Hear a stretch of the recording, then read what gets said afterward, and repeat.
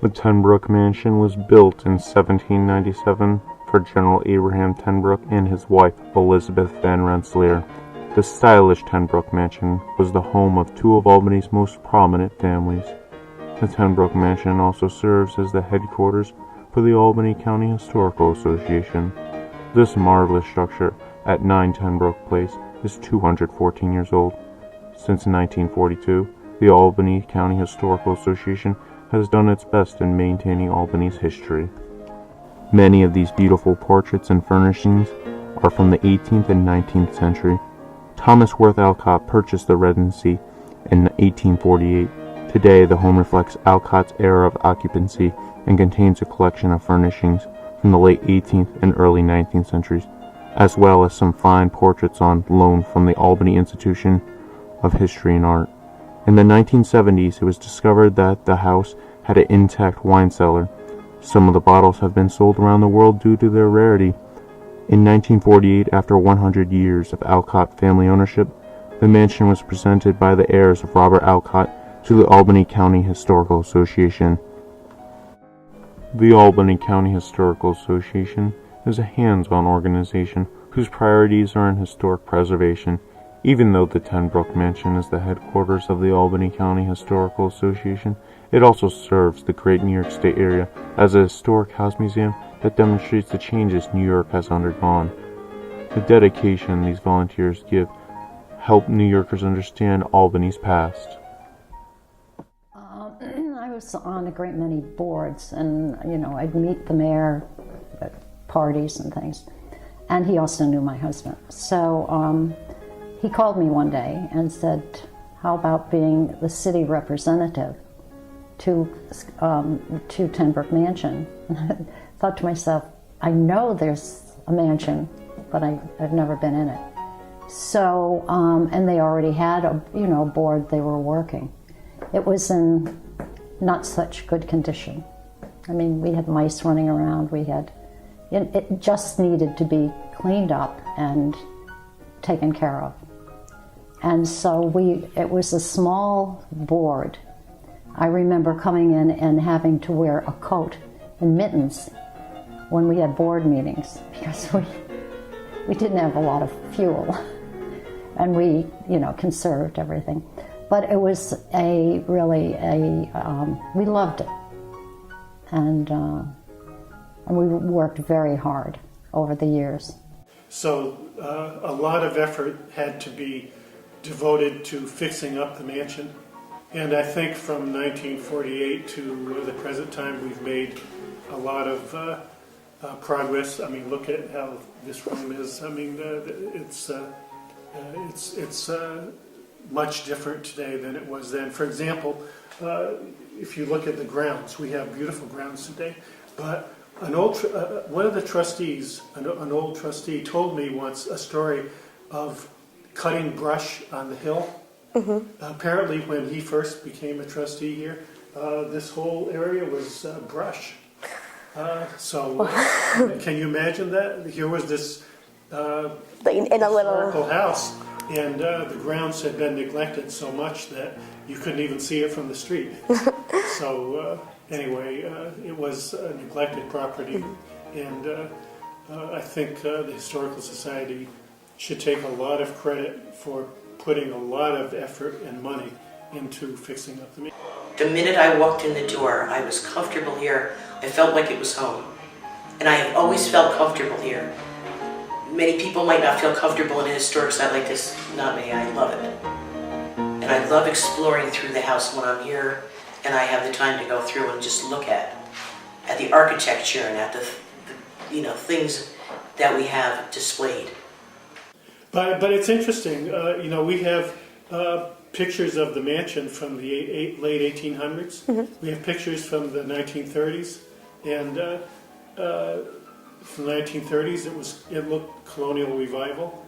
Back in the 1880s it was Victorian, and we have pictures of the mansion showing it looking on the outside looking Italianate. Can you imagine that? But that was the style. I mean, the house used to be painted yellow. Oh, wow. So, and even if you look at the interior, you can see all these Greek revival elements.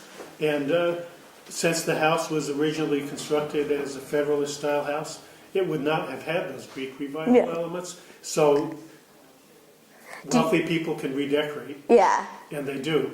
And so the house has really evolved over the years. As a matter of fact, years ago, we used to have sheep here. As while The sheep used to trim the lawn. No, you're kidding. I'm not kidding. And once in a while they would get out. Oh no. We actually rented the sheep from a farmer.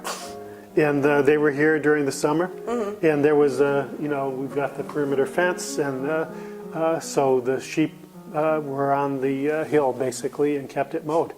The carriage barn, well, it was just that. Yeah. It housed the carriages and the horses that the Olcotts used when they lived here. And it was in very bad shape. Mm-hmm. There were no funds to refurbish it. There were no funds to refurbish it, and that was the problem.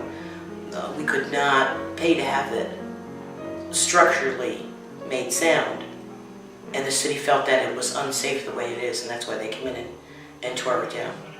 But it was a beautiful building, and we have all of the detailed plans of the carriage house. But I don't know that you can fault them, because if it was unsafe and someone was in the area, could they have been hurt by it? So I don't know that they were wrong in insisting that it be taken down for the safety of the neighborhood. And Albany has such a rich history, and we've lost so much. And it's a shame.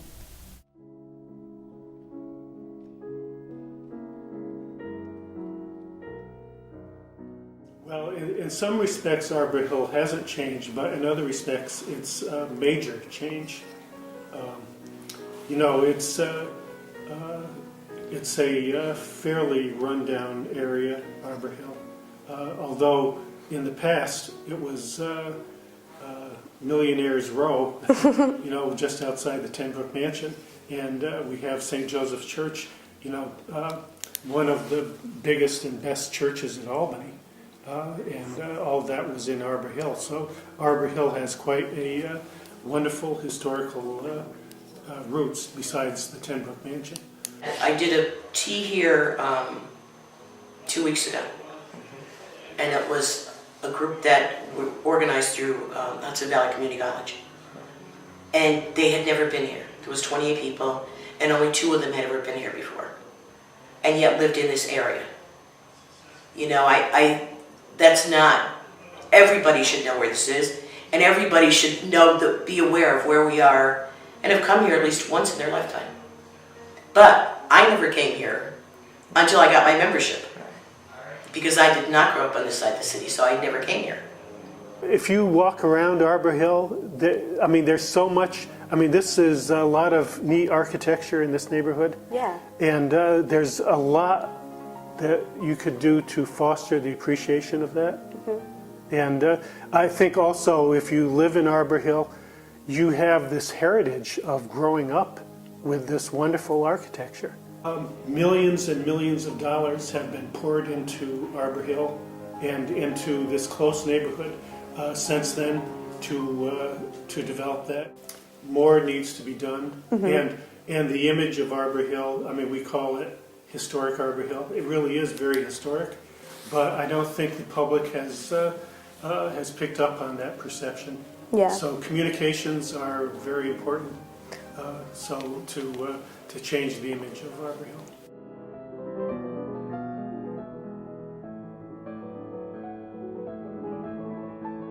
Our Board of Trustees has a variety of backgrounds and strengths. We have archaeologists. Oh, wow. We have 2 archaeologists who are on our Board of Trustees.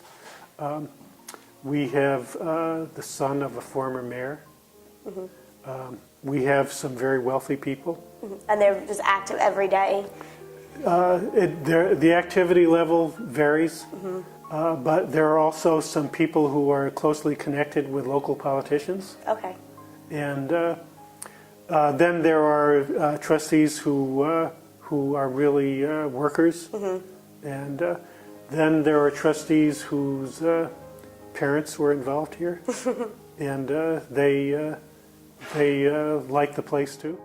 Or just the enthusiasm. I mean, if you sit there in the cold and with your mittens on in your coat, I've never done that with another board, but anyway, that everyone was willing to give of themselves, money and time and whatever. And I think that's how we keep things. And I don't think we had that spirit before. We don't have as many volunteers as we could, especially people with expertise in like PR that could go out there and help us with this. Because it's such a small staff, then how important are the volunteers then to running this organization? If there were no volunteers, the two paid employees could never do everything that needs to be done here. You know, they would be here 7 days a week, you know, all day long in the evenings, because we have evening events. They could never do it. You know, it would be too much for just two people to do. So the volunteers play a very important role in the availability of the mansion open to the public. I think that we bring more people in now than we did when I first started here. And I see that we don't have as many volunteers as we once had. And I think that the directors, the last two directors, have tried very hard to make us more accessible to the public. So it's been, I think, from the beginning of the time that the Historical Society has owned this house, it's always been difficult to convince people that they should come here. Some of the other historic house museums in the area, they don't celebrate Christmas. Okay. Or they really do it in a very simple way. However, we're looking upon this as not only being nice for the public, but also as a fundraising opportunity. Yeah. So it is probably our biggest fundraiser. I think events should be held here. How will the public know about it and appreciate it if they cannot come in here and view it and get the feel of the building? Oh, I think it's going to grow. And if we should be a good example. So when another house comes up, you know, try to preserve it. We have such a rich history in Albany. And we, in Schenectady, the whole area. And we don't appreciate it. I look at it now and I think it can't be improved on. It's just wonderful.